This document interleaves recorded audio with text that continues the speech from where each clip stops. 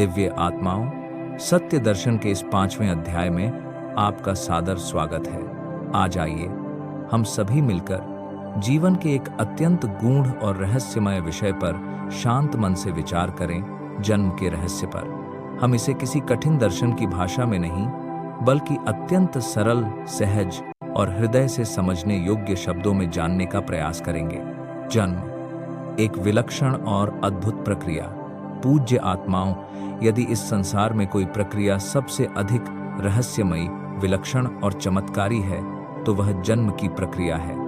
जब किसी जीव का जन्म होता है, तो वह केवल शरीर का निर्माण नहीं होता, बल्कि परमात्मा अपनी दिव्य चेतना का एक सूक्ष्म अंश उस शरीर में प्रवाहित करते हैं। इसी अंश को हम शुद्ध आत्मा कहते हैं। आत्मा के आते ही निर्जीव शरीर जीवंत हो उठता है।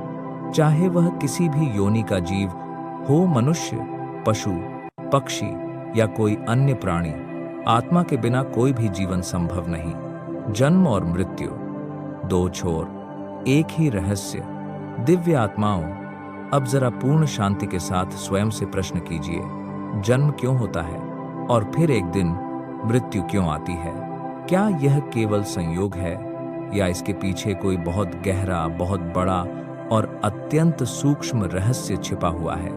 जन्म और मृत्यु केवल घटनाएं नहीं हैं, वे जीवन की एक महान व्यवस्था का हिस्सा हैं। इन दोनों के बीच का समय, यही हमारा जीवन कहलाता है। समय का बंधन और जीवन की यात्रा। आत्माओं, परमात्मा ने जन्म के साथ हमें एक ऐसा बंधन भी दिया है जो कभी रुकता नहीं। समय का बंधन। समय निरंतर चलता रहता है। इसी समय के साथ हम हंसते हैं, रोते हैं, सीखते हैं, भूलते हैं, कर्म करते हैं और अंततः इसी समय के प्रवाह में मृत्यु को प्राप्त होते हैं। यह जीवन कोई स्थायी ठहराव नहीं, बल्कि एक यात्रा है, आत्मा की यात्रा। अब प्रश्न ये है, हमें क्या करना चाहिए? दिव्य आत्माओं, चाहे हम किसी भी धर्म, मजहब या पंथ को मानने वाले हों, एक बात हमें बहुत स्पष्ट रूप से समझ लेनी चाहिए। हम अभी क्या कर रहे हैं और हमें वास्तव में क्या करना चाहिए? क्या हम अपनी शुद्ध आत्मा के लिए कुछ सही, कुछ निर्णायक कदम अभी से उठा सकते हैं? उत्तर है हाँ, अवश्य। शुद्ध आत्मा के लिए सही मार्ग। यदि हम अपनी आत्मा को शुद्ध रखना चाहते हैं, तो हमें कुछ सरल लेकिन गहरे संकल्प लेने होंगे। सभी प्राणियों के प्रति शुद्ध प्रेम रखें। किसी भी जीव की आत्मा को दुहक न पहुंचाएं। किसी के साथ छल, कपट या स्वार्थपूर्ण व्यवहार न करें।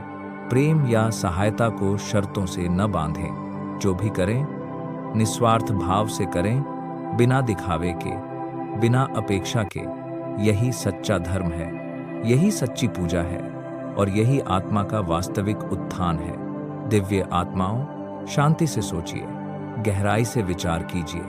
जन्म और मृत्यु के इस रहस्य में अभी बहुत कुछ समझना शेष है। आने वाले अध्यायों में हम इस विषय पर और भी विस्तृत और भी सूक्ष्म चर्चा करेंगे। आज के लिए बस इतना ही। अपने मन को शांत रखें, अपने कर्म